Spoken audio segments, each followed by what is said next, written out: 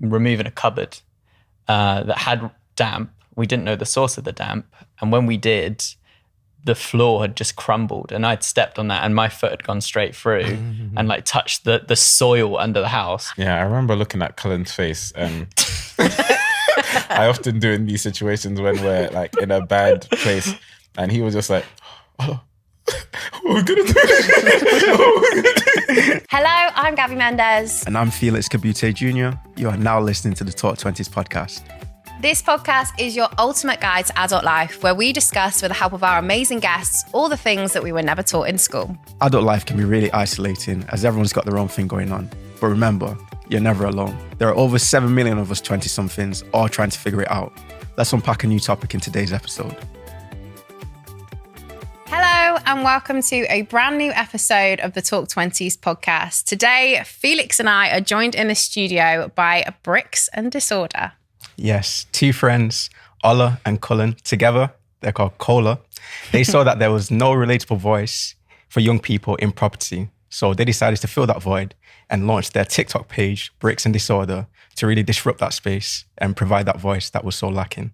Mm-hmm. One of the things we get asked to talk about so much on the podcast is buying your first property. A lot of 20-somethings have that as a goal. Many want to achieve that. Many don't achieve that. And it can be a really tricky thing to navigate because we just aren't taught enough about this in school. So it's really important that we kind of have these conversations on the podcast. And we're delighted to have Ola and Cullen in the studio. So welcome, guys. Thank you for being here. We're really excited to have you here because, first of all, we absolutely love your TikTok. It's amazing. You have absolutely smashed it. So give us a little intro to yourselves, because for those of our listeners that don't know who you are, what do they need to know about you? Wow. Oh, we are both two 27-year-old guys. Nearly 28. Getting old. We were joking that you've only just made it into the top 20s. We nearly got cut from this. We're best friends and we bought a house together. We met at uni. Cullen, do you want to? Yeah, exactly. So we met at uni. We're doing a creative advertising course, and the whole part of that is like partnering up at the end. And it's not necessarily said that you should partner with your friends, but we ended up doing that against the advice of our teachers and stuff like that, because we love playing Mario Kart. We thought it was, any friendship with a foundation on that is going to work out. But then we ended up going down into industry together and become better and better friends as time goes on, working with each other every single day, and then until the point where we were like, okay, we're thinking about getting a house and stuff like that. So yeah. Now I cut out quite a few things there. Kept it really brief. Yeah. That's basically it. We worked together since we left uni, and now somehow we own a house together, and we're looking to do a lot more stuff in the future as well. So yeah. That's great. That's great. To be fair, you gave us a brief overview there of the friendship, but that's something that makes you guys so unique, that the friendship and the bond that is shared between you. So it'll be great to hear a little bit more about that as an example of a great example of male friendships. So let's take it back to the University of Lincoln. What was it like back in university for the both of you? Okay. So in our course, creative advertising, there were two separate classes. There was A and B. And I was in A, and A was the cool class. Let's just say A was the cool class. B was the. I see that slightly differently. I'm going to cut you right off how there. do scouts say yeah? A was the class where they all worked really hard, and B was the cool class where, we went out more, we partied a little bit more. Anyway, Cullen was in B, I was in A, and we didn't really talk much, but there was like the first time we started speaking, it was about Dragon Ball Z. We were just talking about anime. And we bonded over that, and then we kept on talking like over summer. We also we both draw, so we called each other and started drawing together. It was like very innocent beginnings. And from that we partnered up together in third year when we're working on our portfolio. Yeah, and that's quite a weird thing for most people in general, but that's quite normal in the industry we were going into. You partner up. And ours was literally based on the fact that we both knew we had a great work ethic and wanted the same things, and we were good friends. So it felt like it was going to be a good mix. Yeah. So yeah, in advertising, there's an art director and a copywriter. And initially when we started out, I was the copywriter, Callum was the art director. But since then we've evolved and changed. And then we went into the industry together. Our first placement was at Grey. We won an award before that, a student award. And our first placement was at Grey, an advertising agency. It was really big. Well, it's still big, so sorry, Grey. It's really big right now. It's still a good agency. And yeah, we kept on moving from different agency to agency until we reached a turning point, I'd say, where like, I guess our friendship, like the turning point in our friendship, like where we really solidified it was where we lost our jobs together. Yeah. When we were working at Warner Music. So we took a big leap into making content at a record label underneath two guys that we really love. They used to run up Channel 4's in-house creative studio, Chris and John. Wow. Much love, guys. Thank you. And yeah, we started working underneath them, and they had to let us go for some reason, financial reasons. And we were just sitting in a room. It was quiet. While they were breaking the news to us, Cullen's lips started go like this. They're just quivering. I'm like, my boob's quivering a little bit. And they're asking me questions. They're like, "You okay?" No. And then when they left the room, Cullen, We've all been there. Yeah. I just it's okay, man. We'll be okay. We'll be okay. But you had each other, I laughs guess. at me. Yeah.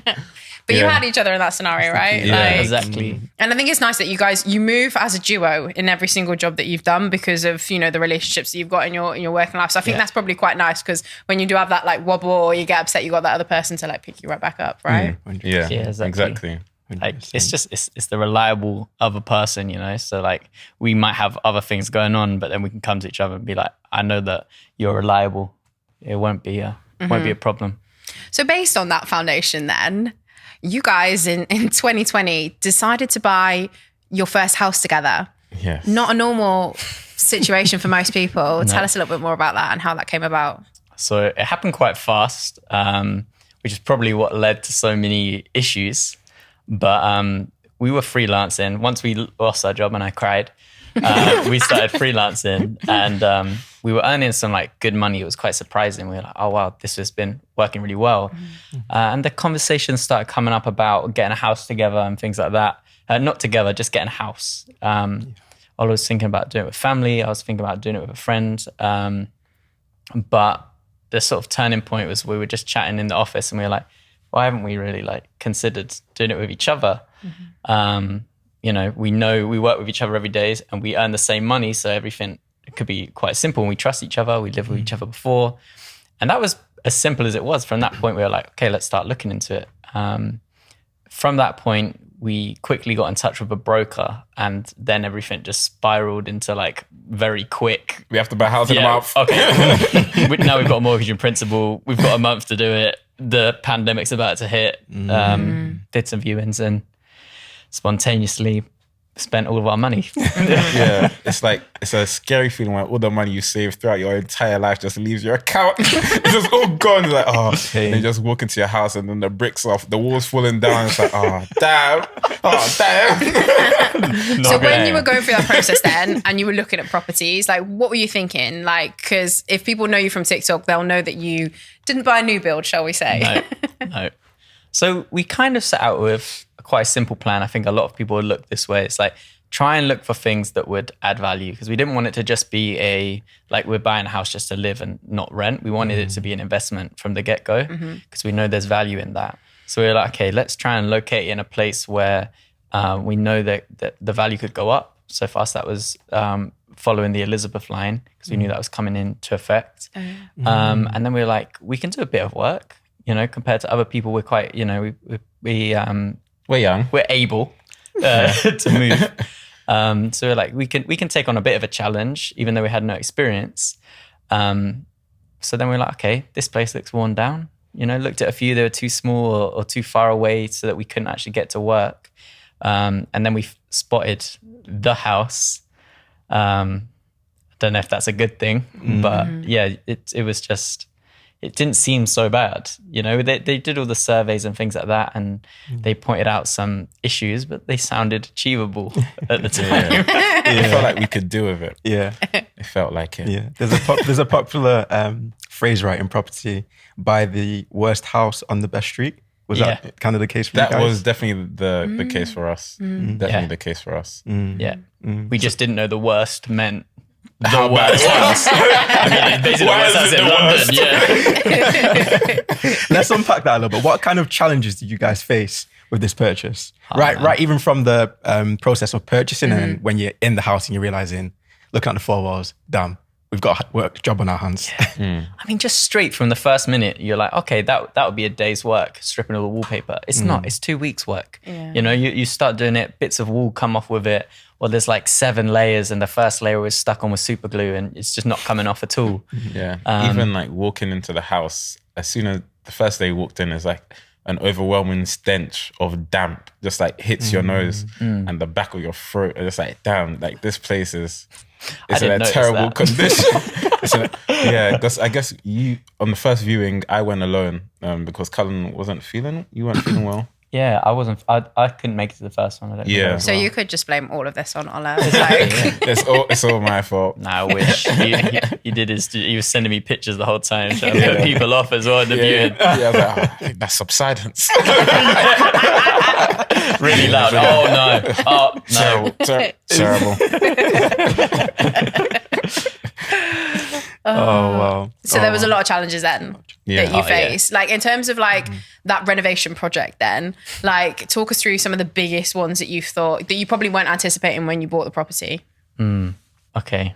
So the biggest by far was the kitchen floor. That was something that we were worried about it. Somebody said it had dry rot. Somebody that did a survey said there's potential dry rot risk. And that's something that we wouldn't have been able to afford to fix because it's like a very serious thing for a property, like next to subsidence. That's like one of the things you don't want. So we had somebody come in and check a floorboard. And underneath was concrete. So it's like, okay, the wood's not rotten because it's not wood, it's concrete. But when we got to it, we were removing a cupboard that had damp. We didn't know the source of the damp.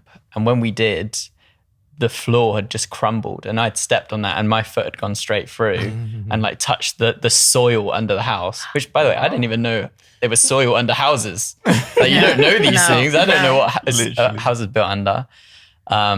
And that's when we realized we had to rip up the whole floor, the laminate floor, and it was all wood apart from a tiny section of concrete, which is where they picked the piece up. So that was our sort of biggest. And was it dry rot?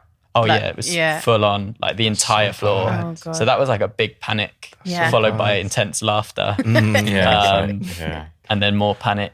What did you do in that situation? Because I think I would potentially cry. Like Yeah. if I realized that the challenge was that much harder than I had anticipated.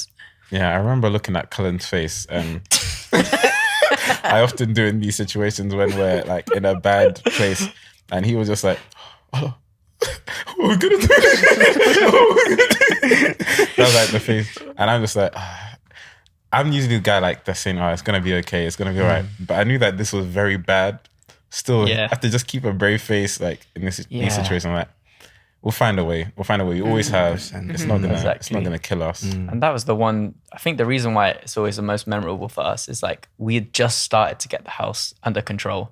Like we'd been through so many problems with like woodworm, the walls falling off, the bricks falling out of the wall, ceilings needing to come down and all that lot. And we'd finally been at a point like, okay, we can relax. We can Yeah, leave the that kitchen was for the why. time being So painful. and breathe. Because it had been like, I don't know how many months, like 4, 5, 6 months of every day, 7 o'clock till 11 o'clock at night, just trying to catch up on the work. And then when that happened, the same day we had to rip out the entire kitchen.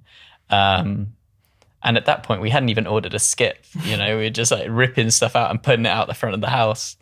So Crazy. we got a little bit of therapy from smashing everything. That was nice. Yeah. Right, guys, full transparency here. This is an ad for our headline sponsor, Zopa Bank. They're one of the UK's leading digital banks. With the cost of living squeeze hitting the UK now more than ever, it's important that we consider our financial resilience. Getting a clear picture of your current financial health is invaluable so you can make the best decisions based on your current situation. Zopa have a great, simple, free-to-use tool called Borrowing Power that's free to use in their free app. Borrowing Power give you a clear view of how Zopa see your financial health with a simple 1 to 10 rating, with 10 being that your financial health is in good shape. But if you're not a 10, it'll give you personalized tips on what you need to do to improve your score over time. Go to your usual app store and search Zopa, that's Z-O-P-A, and check out your Borrowing Power now. I love the honesty you guys talk about your journey, because nowadays when you see people's houses and you just see the finished product, you just see the marble countertops, the big island, everything there. But when you guys talk about it, and this comes through in your content as well, you really appreciate the whole journey from when it's not doing so great and even to the place you're getting it to now. You really do go through everything. That's why you guys are so great at what you do, because really do feel as if you're demystifying what it looks like to break into property, and also breaking the mold on what it means to be a property investor at this time. You know, you've not gone into this space thinking it's going to be perfect straight away. You're willing to put the hard work in and have a laugh on the way as well. Yeah. Definitely. I think we see like that.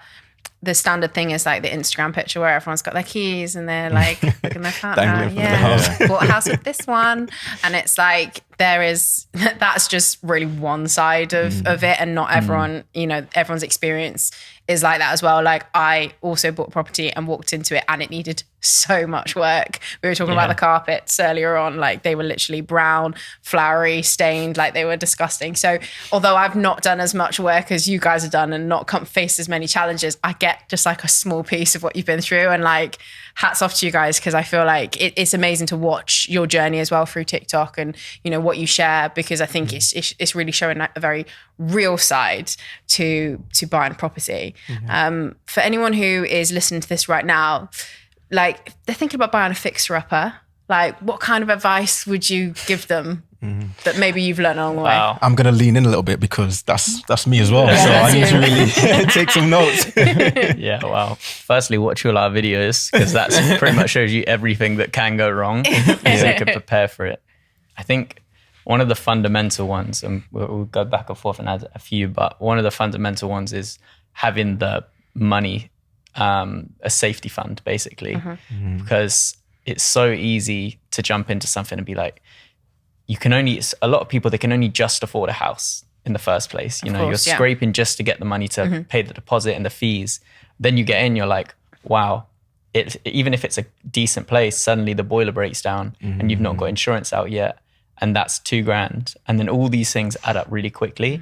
And for us, it was like the pandemic, we were living paycheck to paycheck on furloughed money. If we hadn't had that and hadn't had a mortgage holiday, it's these situations where like we got so lucky. It could have so easily been different. And we had a fund to the side, but that would have easily been diminished if we had tried to bring people in to do the work and hadn't had taken it all on. So that's one of the big fundamental ones. Yeah, especially if it's an old house, like an emergency fund is crucial, because you just never know what's gonna go wrong. Like the dry rot, the woodworm, the whatever. Like once you start peeling back one problem, other stuff just emerges. So yeah, an emergency fund definitely at the top. I'd also say you don't need to be too precious with the house in general. Like it's okay to do things by yourself. It's okay you don't have to do it all straight away. You know, a lot of people will do one room at a time and renovate it that way. Or like everything needs to be perfect. Like doing stuff yourself is okay. It's okay if the skirting board's a bit wonky or this is that. Like you're not trying to impress people. You're trying to make a home. If you're living in it as well, you probably appreciate looking at it going, I put that down. Exactly. Like you have that little moment where you're like, that was me. Even if it is wonky. Yeah, exactly. Yeah. Love that. And so for you guys, like in terms of the kind of the tips that you'd give to other people, are you kind of looking at it from a perspective of like, you'd love to do this again? Like, is that the next steps for you? Yeah, for sure. I think buying another house is definitely on the cards for us now, because I guess once we've gotten started and we want to make a business out of this too. And yeah, that's something we can talk about further on. But yeah. Absolutely. So with the kind of the work that you've done, and you said you've done so much of it yourself as well, what are the kind of things that maybe our listeners might think that they can't do themselves, but like you guys have managed to do. Because I think for a lot of things, like I know I haven't done in my house, and I've paid someone else to do it in a much slower process in order to be able to save up. But I know you guys have saved quite a lot of money from not going down that route, and been able to maybe probably do things quicker as a result. So like, what kind of experiences have you had with that? I'd say the biggest one is definitely tiling our bathroom. Because I feel like once you look at a bathroom and you see tiles, like, oh, how the hell do they do that? It's like so symmetrical or etc. But it was something that we found quite easy to do, I'd say. Of course, we made lots of mistakes along the way. I'm not going to lie. You can watch the videos, we made a lot of mistakes, but it was something that we found is easy to learn.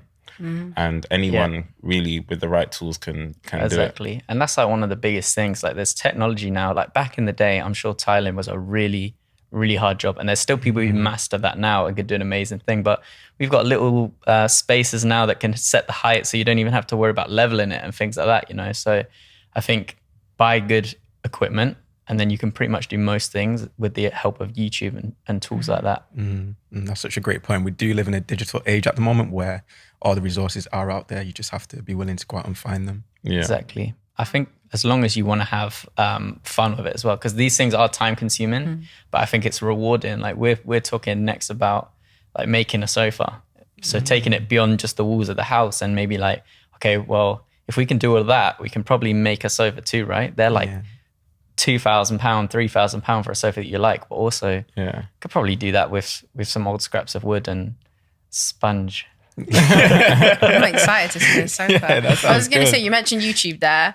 Like, how many hours do you think you guys have spent like watching YouTube in order to be able to do what you've done? Because you say that YouTube is the number one reason why you've been able to do what you have, like watching videos and stuff. Cullen does the majority of the YouTube watching, and then he just relays the information. I don't know how many videos this guy has watched. Many. It's become an addiction at this point. I'll watch like 3 videos on renovation, then I just get sidetracked down some hole, and then I come back to it. But like honestly, tons. Each project has like so many elements, and I think when you dig deep into it, the way I always compare it is like you might be looking at the loft, and it's like, oh, I'll show you how to do a loft. But then you've got to look at the insulation they used, and then you find out which the best insulation, and then what screws they use, what timber they use. And all of that stuff is separate videos. So I think you can't underestimate that if you want the project to go right, because you could easily make a mistake if you don't know what you're doing. Some people know what they're doing, that's fine, but we don't know what screws to use. We don't know what glue works best and all that sort of stuff. So you talked about the practical side there a lot, but I think a lot of our listeners will probably be really keen to know about the financial side of things as well. So like you bought a house in London, and obviously all the renovations that you have done, although you've saved loads of time with, by doing a lot of it yourself, like how much has like gone into the project so far, if you don't mind sharing that with us? Yeah, sure. I've forgotten the exact amount, but I think it's we saved 70, but we spent around 30K. Yeah, and firstly, it's worth pointing this out. Like most people, we've been told today that we should have had like a spreadsheet with the numbers in for every and been calculating this stuff. Whereas we based it more on like we had a shared tab in our bank account that we just were like, oh, that's the budget. But it was about 30K we spent on the renovation. And we worked that out against what it would cost if we got people in to do it. And it was about 70K. So, and we cut some corners and found other ways to save. But yeah, it's made a massive difference, especially on the value of the house now. Yeah. So you bought your property for 452. Yeah. Have you got it revalued yet? We have. You have? Yeah, Are you able to share that? Yeah, of course. That's exciting. So yeah, it's currently been valued at between 650 to 700. Wow. Which that surprised us. We thought we'd make like maybe 100 grand jump based on other people on the street. Yeah. But So Amazing. Getting onto that property ladder in the beginning, you guys talk very openly that you've done everything 50-50. So you put your deposit down 50-50, and then you've gone through it 50-50 all the way through.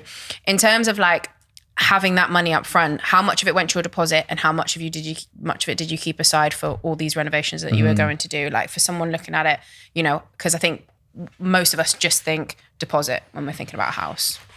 Yeah, definitely. Yeah, there are so many like costs that we didn't necessarily expect, like the stamp duty. Although like first time buyers, there's a discount on stamp duty, but also fees, and even setting up life Solicitors' insurance fees. as well. And All then those that's a sort of constant things. thing that's coming out of our Yeah. You get accounts. a survey done and that's 1,000 and stuff like that. So we had about, I think it was 26 grand each deposit. And then we put about 5,000 each aside for the fees. That was just to get the house over the line. And then we had maybe 8 to 10,000 each in an account just for emergencies. Yeah. It would have been around 21 or 22 for the deposit each. Was it? Yeah. Okay, yeah. Missed that. Yeah. So many numbers. It's a lot to save though, isn't it? For like a young person, like Felix, you're in the process of doing this at the moment. Like how, I guess, does that make you feel? Does it make you feel excited? Like I'm nearly there, or like I'm petrified this is like a big step or big leap? Like It is scary. These are like huge amounts of money. I'm here trying to carry the ones and do all the maths, but it's crazy. But I'll be honest, like hearing Ola and Cullen talk about it and seeing them, that if they've done it, why can't I? You know, that's what the whole thing about being like represented and seeing people like similar age, people that look like you as well doing it. And it makes you really think, okay, if they've done it, they've kind of set the example. I can learn from them exactly what their platform does. And it does fill me with hope. It does fill me with hope. And yeah, I'm not looking to buy in London, so I'm hopefully it'll be a little bit cheaper. A little bit more of a These figures are scaring me. But when it comes to money, obviously you have to have a pot of money to even, like you said, get the house over the line. That's just the beginning. Would you mind just talking about your background and where, you know, the funds were raised? What were you doing before of course. your property journey? Sure. So we work as creatives. Well, we used to work as creatives, so in advertising. So once we left uni, we pair up as a copywriter and art director. I was the copywriter, Cullen was the art director, and then we go into agencies and we come up with ideas for brands. So if you see a funny advert on TV, there are usually two people sitting in a room coming up with an idea for whatever funny thing you see. And it's their job to find a creative way to sell a product or an experience or a thing to you. And that's our job. And the way the money sort of works with that is when you come down, it's quite a big investment up front because you tend to have to move to London because that's where a big part of the industry is. They're trying to change that now a bit, but that's where a lot of the agencies are. So for me, Ola lived at home, but for me, I had to start renting straight away. And I remember we were on placement for a year. So basically work experience for a year where they do pay you now. They never used to pay you as much, but it's like the bare minimum. So it's like a lot of my chunk was going out to rent. Then I was trying to save like a tiny little bracket and then keep going. But as you go on, you progress through the different levels. You go placement, junior, midweight, then the pay starts to increase. But even by that standard, like we were 5 years in and still not anywhere close to be able to have that money. And it wasn't until freelance that our day rate tripled. Which we didn't realize at the time that how much money was in freelancing. That's when we could start earning enough to be like, okay, rather than 30 grand, we're earning in the more 50 grand territory and being able to pay ourselves that. And that suddenly opened doors. And even then, we didn't think we'd be able to get a mortgage while freelancing. But there's little things that you can do in terms of like, we then categorized ourselves as contractors. And as long as we had a contract for a certain amount of work, then we could take out a mortgage that was more standard than one that was riskier for a bank. Yeah. And I remember putting out a video about this and then people called us out like, oh, you guys are like tax scammers, yo, blah, blah, or like stuff like that. And it's like, it didn't feel like that was fair because we were just explaining how we got from A to B. And yeah, we set up a limited company, which is like the way that you can be more tax efficient with how you pay yourselves. And yeah, something that how freelancers work. Exactly. That's pretty standard for most freelancers once you get to a certain point. Exactly. Like, Exactly. you go limited. Yeah. I think it's so important as well that people learn about that stuff because most people don't see that there's a way to do that. And you spend so much money on tax, whereas learning about this stuff at a young age can help you just the way you think about money in general and how you can spend, how you can save, how you can invest in things. Because so many people want to start businesses nowadays in our generation. So it's helpful to understand how you even do that. Yeah. So setting up a limited company, even once we started freelancing, one of the first things we bought for ourselves was a camera, because we knew we were gonna be making videos one day. We didn't know when, but we bought a camera, we bought a tripod, and those are things that we expensed on our business. And yeah, it was one of the best moves, I think, to get fired, even though it made you cry, because like it was every time. That's 3 times. No? 3 times he's mentioned crying. because from that we formed our company, and then we were able to like do all of this now. Exactly. And we still don't fully understand that, like all the ways that we can benefit from that. Yeah. But we've got an accountant who like, you know, is very good. We call him up, ask him the same questions every single time, and he's like, I've told you this. But, you know, there is ways to soak the information up. And even if you're not necessarily good with money or numbers, which I wouldn't say I am personally. Yeah. I think the number one tip is get a good accountant who doesn't mind repeating stuff over and over again to you, because we're all learning, right? We don't know this stuff, and that's their job. I think it's really important to kind of figure out what's the best way for you. And it's, you know, it's not, there's loads of different ways you can be more tax efficient that actually can mean that you can go on and buy a property. Like that's so much more beneficial for you guys, and probably a much better way of working as well, which makes a lot of sense. Yeah, I'm picking up so much just talking to you guys, honestly. One thing I'm taking away is like doing your research, but also just from that conversation there, be teachable. Admit that you don't know everything. And like you said, you go to your accountant with all these questions, and then, you know, he lets you know what's what, and then you take that on, right? Yeah. One thing as well is, as creatives, you weren't ever tied down to one place, right? You worked in quite a few different businesses, and also you then made the jump to being freelance as well, and that obviously helped you build that pocket of money that you needed to make that jump as well. How would you describe that process, and what would you kind of say to anyone who is a creative and stuck between working in the corporate world, working under someone else, or just taking that leap of faith themselves? One of the first things that we did once we were taking that leap is we were working on our portfolio. So we were quite in quite a strange position once we left our job at Warner, because we had to build a portfolio, and it didn't feel like we had enough, or we needed to find a way to frame ourselves, because we'd been doing advertising and now we're making content. So what are we? Do people want us for what we do? Who wants us for this weird mishmash of stuff? There's a lot of jazz hands in that phase, you know. Like we were trying to say we're doing this, but we didn't really have the work to show that. So we dedicated some time straight away to focus on like how best to present ourselves, how to sell ourselves. Built a new website, that sort of thing. And little things like that help you know, project yourself into different spaces. Your personal brand, right? Exactly. Someone told us once someone goes on your website, it's like a shop front. So everything inside your website or whatever you're using to promote yourself should be like the things that they can expect to be taking from you or buying from you. So the work that you put in your website is a representation of the products that you can sell, basically, and what they can get from you if they hire you. And I thought that was like a cool thing to do. So that basically means that everything that you make must contribute to your future as a creator or whatever you're doing. It just means that you have a focus on the jobs that you should be taking, things that you should be saying no to, or things that you want to do. And if you don't have those opportunities to make those things that you want to do, it means that you should do it yourself and make those opportunities for yourself.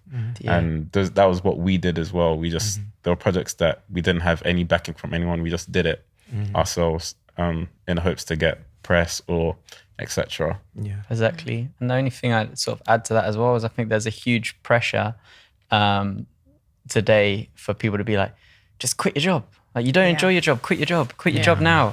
Do all that. Whereas we've never sort of fully agreed with that approach. We've just done it now, but that's been a gradual process. We went from working 5 days a week and spending every spare minute we had working on something and grinding, to then we were like, we'd got ourselves to such a great position that then we could work 4 days a week. And some employers weren't allowed that, but we've managed to find somewhere that allowed that. Then we went to 3 days a week. Then we went back up to 4 days a week, but you know, but now we finally got to that point where we have a foundation that now we can jump off. And we're still not ready. We still don't have the full support there, but we have some there that makes this process easier. So now we can enjoy it, take creative risks rather than be stuck there saying, I've quit my job. I don't actually know what I'm doing yet or how I'm going to pay for it. And sitting there for the next 2 years sort of scrambling. Yeah, it's definitely a process that you have to ease into. So in the process where we were working our day jobs 5 days a week, every weekend we'd be working on videos and other stuff over a period of I don't know how many months. So we were working 7 days a week for months on end. It felt like until the point where that paid off. We started making money from our TikTok, and eventually we started like reducing the amount of work we were doing on our day job and increasing the amount of work that we're doing on our work outside. It's just like a balancing act until you reach the tipping point and you're just ready to jump. Exactly. And yeah, last week was where we jumped, and here we are. Very exciting. Congratulations, guys. Thank you. congratulations. It's amazing. Literally putting that into principle, and that's allowed you to work on some great campaigns, right? Yeah. And one that I personally really enjoyed was the Save the Plex that you did, which actually resulted in a demolition plan by the council being scrapped. Cullen, with your roots and in your local area, that was really great for you to hear, right? Yeah. And then also, you've also done some really good campaigns about some social issues as well. Ola, I saw that you did one, while you're working on one about Black maternity, and you make reference to your mum as well. Yeah. What kind of draws you to do campaigns on these kind of issues, as well as the kind of fun and vibrant side of things? Yeah, I think it's really important to do things that are just close to your heart, because it means that you can put the effort in to make it. So with the Save the Plex as well, that's why colours run down. Yeah, I noticed, but it's actually it was on the cinema. Oh, okay. But yeah. Peckham is like a place, one of the first cinemas that I went to, and yeah, once I told Colin about that was closing down, I was like, okay, let's do something about it, and we made things happen, and eventually the cinema got saved. With help from the people that were actually putting the petition across as well. And with the maternity problem, that's something that's very close to me, because my mum, it affected my mum heavily, and it's something that could have basically ended my life as well. So it's a very close subject that I want to make happen, you know. Yeah, I think that's always been, it was quite a big learning curve actually, because there was always this thought when we came to this industry of like, you got to do extra stuff on the side. And that was a really positive thing that I think a lot of people are starting to adapt. A lot of people are starting to bring into their own life. They're like, I've got to do a side hustle, got to do this. But I think the turning point for us was like, we were doing a bit here, a bit there, was when we made it personal. And that was the first one, Save the Plex, when we were like, you know, this was really close to Ola's heart. We can put our thought behind it. And because we're passionate, we'll put more time in, we'll put everything in, and you follow it through, opposed to being like, here's a quick thing, I'm bored of it, you know? And I think that's so important. And it's the same with that documentary film. We're going to make sure we get it done right, but we're talking to all these different people, to different ways to shoot it. We think we have a really powerful story that can affect people, and we know that we'll follow it through because it's something that's really close to Ola's heart. 100%. It's amazing what you guys are doing, and like just talking about the TikTok as well. Like one of my favorite sayings of yours is, if we win, you win. If we lose, you learn. Like I think that pretty much sums up everything that we're talking about on like Talk 20s as well, because it's such a good way of looking at life. Like you're obviously exploring some quite important issues as well as the fun side of what you show on TikTok as well. And I think that kind of motto, shall we say, like really sees, you know, a lot of people in their, you know, who are in their 20s and stuff like that will really look up to that and kind of think, yeah, like life is all about learning to a certain degree. And yeah, I love that about you guys. Thank you. Thank That is a you. lot. You pulled that quote out of the deep. The deep, yeah, honestly. on an Instagram. Amazing But research. Yeah, 100%. But yeah, very impactful. And when I saw that, I was like, they said it. I felt that. But yeah, we've really had a great conversation about property, how you got into property, your career journeys as well, and everything in between. But now let's go to a section more focused on being a 20-something in this generation at this time. We do have a few questions to ask you just based on that. The first question I'll ask is, no one's perfect. We're all trying to figure it out. We've spoke about mistakes in the property world, but now let's look at things overall, just in life in general. Would you say there's anything that you've learned from a mistake? So any big lessons that have originated from a mistake? Take a moment. So yeah, mistake or something you might consider a failure. Yeah. So we were talking about this a bit on the train, and I think one for me that we kept going back to was me crying. Now I'm bringing it up, but I think I've always struggled, or back in the day, I used to struggle a lot with sort of making a plan and things having to stick to that plan. And that job for me, it was like, this is my dream job. I'm working with these people who I've always wanted to work with. They're like my idols in the industry, and it's happening and everything's good. And then suddenly it wasn't, and I got carried away because I'd created this vision in my head, which is so easy to do. Even though at the time, the place wasn't necessarily the best place for me to be in. And it wasn't, it's like very quickly, I think Ola knew that, and he was there and said that to me. He was like, look, it's all meant to be, and it's everything that comes from this is only going to be positive or whatever, all of that stuff. And it was from that point onwards, I've always had that, especially freelancing, which is this unpredictable world. You can't plan everything. You can't know where things are going to go. And in our case, that has always sort of taken us in a new direction, which is inevitably taken us to a much better place. Whereas I think back in those early days, that focus was advertising, and then it shifted to content, and then leaving that job shifted into us making our own content. So that's worked out amazingly. Yeah. It feels like along the way, we've had lots of failures and things that we wanted to do, but never did. But it doesn't discredit all of the things that we tried in the past. It's like everything that we did in the past, now we're using it, all of the skills that we've learned in the thing that we're doing now. So there's no time ever wasted, as long as you look at the situation you're in positively and see what you can pull from the things that you've learned in the past and put it to something new. And for me, I'd say that I wasn't 20 when I made this mistake, but I was in college going into uni, picking the subjects that I wanted to do. I picked physics, maths, I liked art and psychology, and I did critical thinking as well. But physics and maths were me wanting to be an engineer. And I wanted to be an engineer because one of my uncles told me, you'd make a great engineer. And I was like, that's a great idea. I'm going to do that. I'm going to do that. And that was one of the worst mistakes I've ever made. Like, basing my goals off someone else's idea of what I should be. And once I was in college doing physics and maths, and I was just stressed because I did so well in GCSEs, and now I'm doing so badly, and I don't have the motivation to it because I don't really like it. And then it was a case of letting go, understanding that this isn't for me. And once all the pain of not achieving what I wanted to achieve in that situation fell, I was like, okay, I'm never doing that again. I'm never going to do something I don't really want to do internally. I'm never going to base what I want to do off someone else's ideas. Some similar stories there about kind of how you probably envisioned your life in like different ways, and then life not going to plan. And I think that's so true for like any 20-something that's listening to this. Like when we grow up, we always imagine that adult life is going to look a certain way, and then when it doesn't, it's like, what's next sort of thing. And I think that can be really, really hard.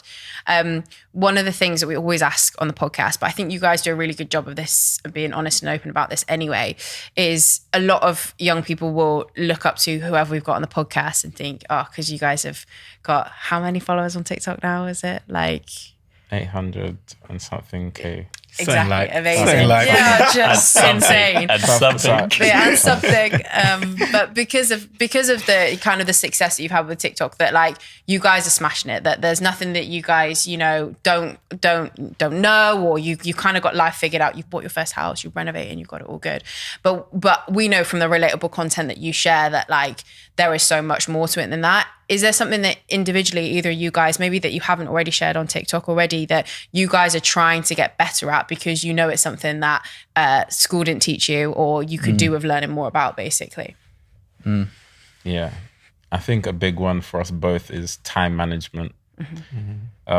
Especially now at this pivotal time where we've just taken a leap and now we have to plan how we are going to achieve our goals. I think it's something that we've both struggled with. I think Cullen's definitely better at it than me. But that's poor as well. That's it's like bottom barrel organisation. We are struggling. We are struggling. Like, we don't know what to do. Yeah. So like now that we've got a job, it's like we're working on our own time. How do we get from here to there? How do we use our time the best way, the most efficient way? Will that suck the fun out of the process? We don't know. We still want to be doing this if we take the fun out of the process. These are the things that we're thinking about. There's clarity in some parts. Like we know what we want to achieve. We don't fully know how to get there. And we know that every decision we make now is quite important. But there's part of that process of before of being like, we don't know fully where it's going to go. But we just have to control our own time, which is scary because now when we're working for someone else, we know when you can sort of slack off a little bit or when you can focus on other things. But now we are our own bosses. Suddenly we're accountable for everything we do, every decision we make for the channel. And so, as we're getting older, we've got goals and hopefully we can achieve them, but we got to make sure that we're working the smartest we can to do that. 100%. So that just means that now we have to look into things that can help us with that. Because we don't always have the answers. Maybe it's a service that we use. Maybe it's, I don't know, a program. I don't know. We need some help. But it's just a case of just trying our best to solve that problem so we can move forward. Because we know it's a problem, and I think that's the first step. Yeah, exactly. Really cool. Another thing that I've sort of struggled with, partly because of the TikTok stuff, is like just general body image and stuff like that. So like fashion, all those sorts of things. I'm from Devon, that's down there is very simple. So I felt some sort of pressures sometimes. So like, I've got to be like this. I've got to do that. Hair's starting to come here, and I think it's been quite a journey for me being like, if I want to take this stuff more seriously, there's a way to approach that is healthy. And there's also very bad ways to deal with those sorts of things. So that's been one of my biggest struggles. Sometimes I'm feeling really confident and I'm like, yep, I love it. I love that. And then sometimes I got to check myself and be like, what's the reason why I'm doing this? Is this because I'm feeling self-conscious or feeling really nervous or I don't want to come across a certain way or something like that? So that's been quite a big one for me this year that I haven't really felt much in previous years. I felt like I was more easygoing then, whereas this has brought up a whole new thing. So it's going to be task for the next couple of years, I think. And I suppose like something like with the TikTok getting big, it is kind of things you probably never thought that you would come to light. But I think, it's really great to hear you talk about those kind of things and stuff like that, because I don't think we hear enough people talking about it. It's the reason we ask this kind of question. Is like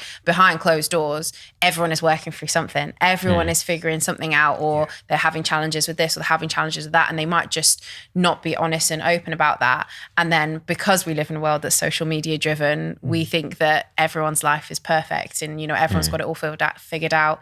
Everyone's confident all the time. Everyone's smashing out this amazing content. That's really just not the case. Like I can relate to the whole, body image side of things. Like when you have someone this fashionable join as your co-host, it gets you very, you start to feel it. You're like, oh my God, like what's my outfit going to be today? Like all of this kind of stuff. So, I can relate. Like you don't really know where life's going to throw you these challenges, and you go and you don't really know sometimes what these experiences are going to bring to you. But I think it's about, the first thing is recognizing it. Like I'm feeling this kind of way and it's making me feel bad about this, or maybe I could do this to make myself feel better, and recognizing it is huge. So thank you for sharing that with us today. Both of you. Yeah, I can't echo that enough. Thank you so much for sharing that, Cullen. That is really, really important issue that you just raised there. And I really do appreciate you sharing it.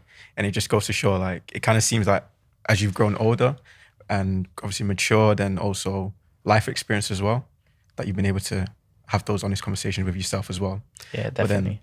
But then if we take it a couple of years back and we look at 20-year-old Cullen and Ola, Mario Kart mad, Dragon Ball Z mad. What advice would you give to your younger 20-year-old selves? Oh, okay. I'd say focus on myself more. I think back then and still now, like some parts of me, and I'm very eager to please the people around me before focusing on myself.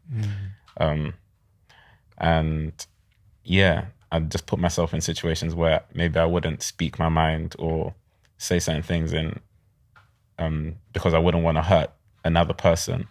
And that just neglects myself, you know? Yeah. Hurt yourself in the process. Exactly. And that just means that I'm not forming authentic relationships with the people around me because I'm basically not being who I truly am. So that's something that through uni, I let go of, and even more like after uni, I like developed even more. Now there are still like some remains, but it's something that you have to fight every day, you know? It's something that you're always growing out of. Like growth is a constant journey. So, Yeah, definitely. I think what I would say is for me, when I was younger, I had a terrible habit of stressing over very trivial things and very like simple things on a day-to-day basis of like, you know, this project has to be done by then. What happens if this is 10 minutes late? You know, what if happens if this?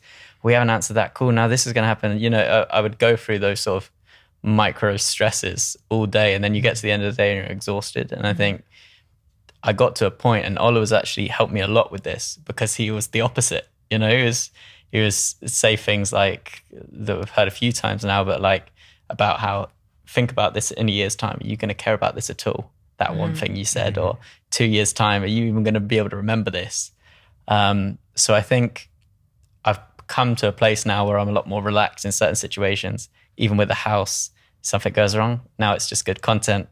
Whereas if that was me in my 20s, I'd be like, it's game over. I give up. Just going to cry. But yeah, I think that's something that I've really valued growing up because I've means I can enjoy more. Well, you guys really are like the perfect duo. It's been amazing to have you in the studio. Like, we love following your journey on TikTok, and we're excited to see what's next for you guys. If you're able to share a little bit more with us on that, like what's next for Bricks and Disorder? Sure. The exciting stuff.